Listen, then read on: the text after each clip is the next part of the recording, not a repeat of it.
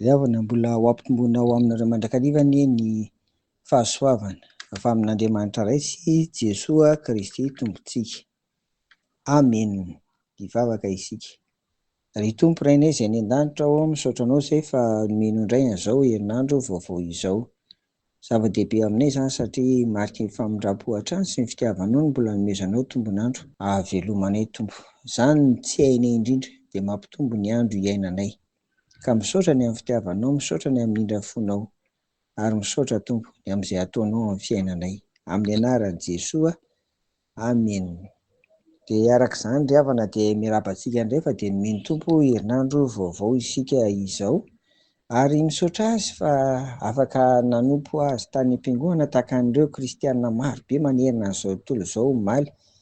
Jereo ange izany tombontsoa lehibe omen'ny Tompo hoe ny kristianina rehetra manerana an'izao tontolo izao izany dia mahatsiaro ny andro alahady, andro voalohany amin'ny herinandro, andro nitsanganan'i Jesoa Kristy tamin'ny maty, dia io no antsoinako hoe andron'ny Tompo.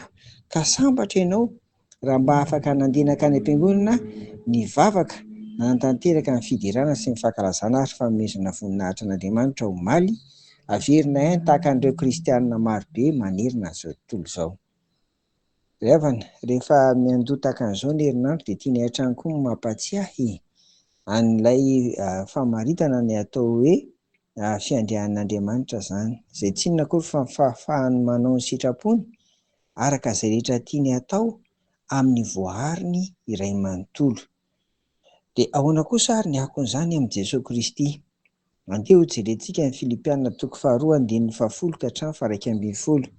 Vakiana amin'ny anaran'i Jesoa. Mba ho amin'ny anaran'i Jesoa no andolean'ny roalika rehetra, na ny any an-danitra, na ny etỳ an-tany, na ny any ambanin'ny tany, sy anekeny ny lera rehetra fa Jesoa Kristy no Tompo, ho voninahitr'Andriamanitra iray. Inona daholo ny dikan'izany? Araka io ary havana dia Jesoa Kristy dia Andriamanitra ihany koa, satria hitantsika hoe inona moa mba fahefana ananany raha tsy mitovy amin'Andriamanitra izy. Jereo fa Jesoa Kristy dia tena Andriamanitra ary tena olombelona, satria raha ny filazan'ity soratra masina ity, Filipianina 2:2, dia izy no Andriamanitra nefa nihetsy nidina mitovy amintsika mpanota tetỳ ambonin'ny tany, niala tamin'ny fiandrianana be voninahitra tany an-danitra tany mba hamonjy ianao.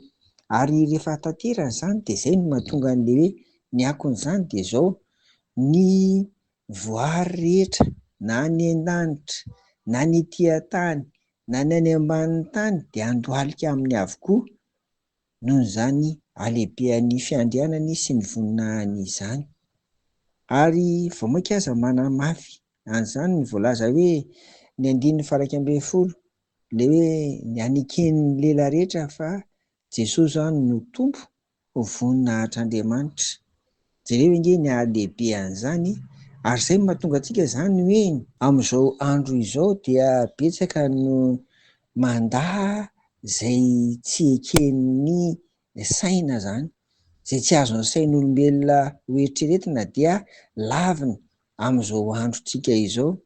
Ary dia izay no manamafy hatrany ny amin'ny halehibeny ny antsoina hoe finoana, satria ny finoana dia ny fanekena fa marina izay voalaza ny tenin'Andriamanitra, marina izay voalaza amin'ny Baiboly, voarakitra ao amin'ny Genesisy ka hatrany amin'ny Apokalipsy izany. Ary izany no mitondra amintsika fa Jesoa Kristy dia tena Andriamanitra koa, ary indrindra manana ny fiandrianany, manana ny fahefany, ary manana ny voninahiny.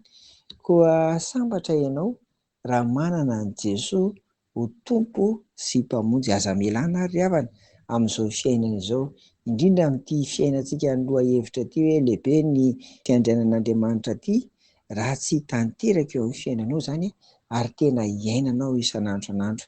Jesoa Kristy no Tompo. Dia mahery ao amin'ny Tompo ry havako sy amin'ny herin'ny faherezany. Amen. Vavaka isika. Misaotra anao ary izahay fa nisafidy hanana anao Tompo sy mpamonjy ry Jesoa Kristy.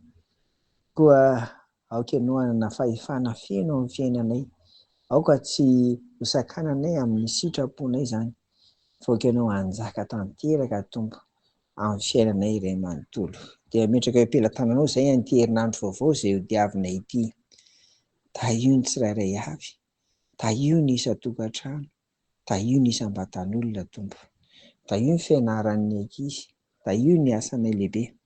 Ary raha misy fikasana tsara ka saina atao amin'ity herinandro ity dia ianao ny hatanteraka an'izany mba ho voninahitra ao Jesosy Kristy eo amin'ny fiainanay tsirairay avy.